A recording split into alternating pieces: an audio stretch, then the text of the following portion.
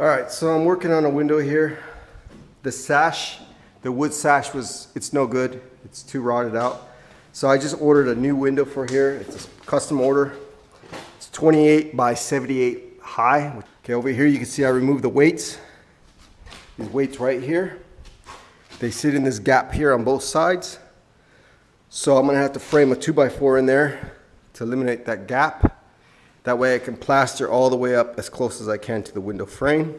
I'll leave the old window frame. I'll just pull out this wood piece that was here. I can leave this one and butt up the new window up to there. And then I'll just put another trim piece behind the window when I install it. But you can see these old windows, they literally just cut the 2x4s and left them hanging.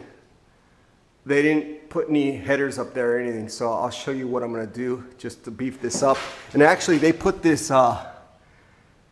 jack stud here, and it was not even connected, so I had to put a little 1x piece of wood there and screw it in, because this thing I could literally move the whole window. Just by moving this, the whole window would rattle. So I don't know, it looks like there's plywood back here that was connected to the old cedar siding, and that's all that this window frame was connected to. I do have a piece of wood at the bottom, but it was a little loose here, so I added some L brackets, I guess you call them. They're made of aluminum, but that kept it from shaking at the bottom. Because again, it was like the wood was just, the 2x4s were just cut, and it's not even connected to the frame. So it's really weird. This is not really a load-bearing wall, it's just the second floor, so it's not holding. If this was the bottom floor, I'd really want to repair this correctly.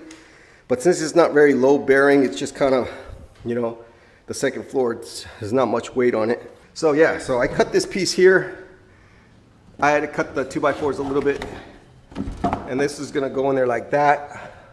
I'll screw it into here, I'll screw it into there, and then that'll give it some support, and then I'll put another jack stud down, going to that wood down there, and on both sides. At least that'll give it somewhat of a frame.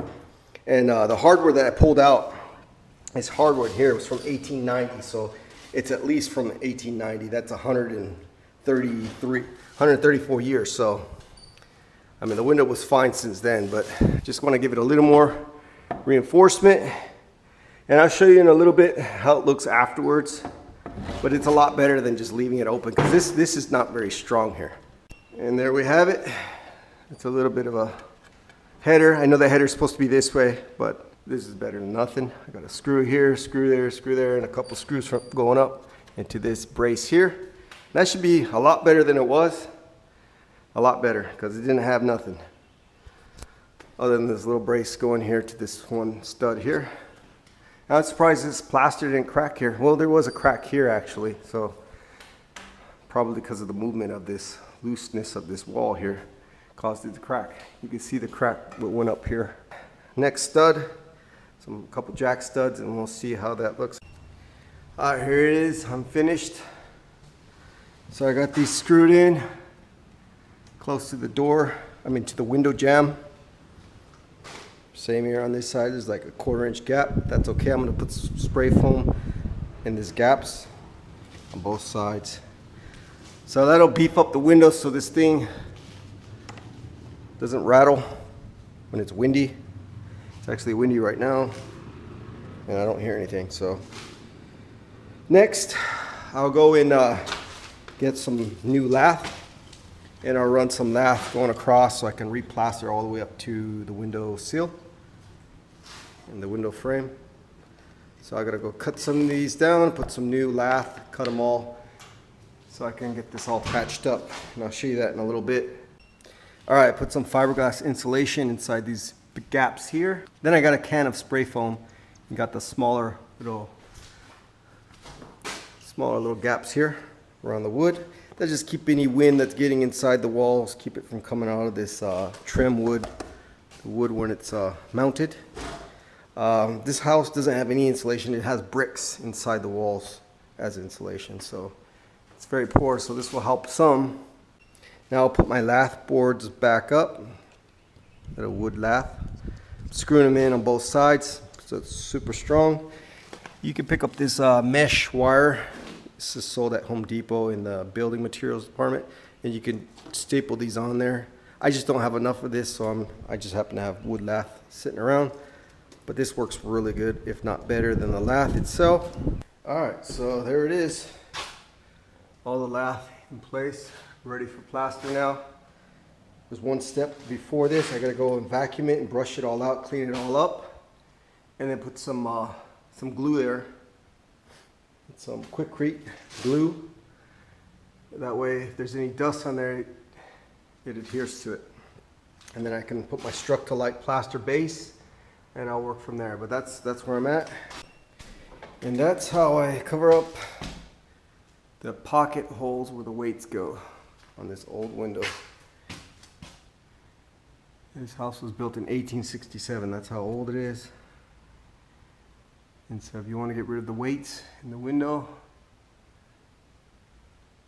stuff a 2x4 in there and insulate it. That's how it's done.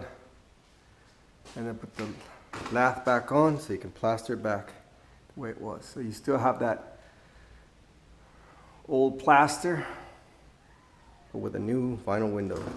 All right, so on the left side, I have a stud from the frame. It's 3 inches out.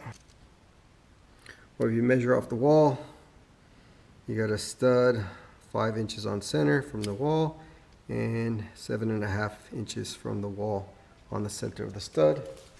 On this side, you got a stud literally 3 inches off from the frame, or 2.5 inches off from the frame. There's another stud about 4 inches on center from the frame. Just FYI, just in case I need to put the wood back in, wood trim. All right, there it is after about a half a bucket of Structilite. Not even close to being done, but that's the first coat. I gotta get like 1 inch thick there.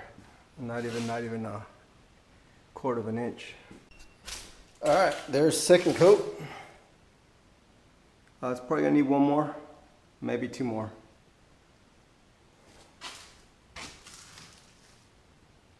Get that corner edge all filled in.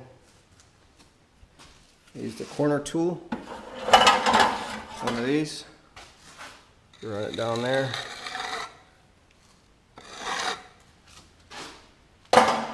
But down here I'm still out like a 1/2 inch, so I'm gonna have to still build that up a little bit. But yeah, we're getting there. All right, last look at it for the night. I'm done for today. Tomorrow I will skim coat it again with some, use some Easy Sand joint compound. And I'll mix them up and I'll put 1 or 2 more coats just to feather it all out, get it all smooth with the rest of the wall. And that window is done. Now all I have to do is install the new window in there and install this trim, and I'm finished.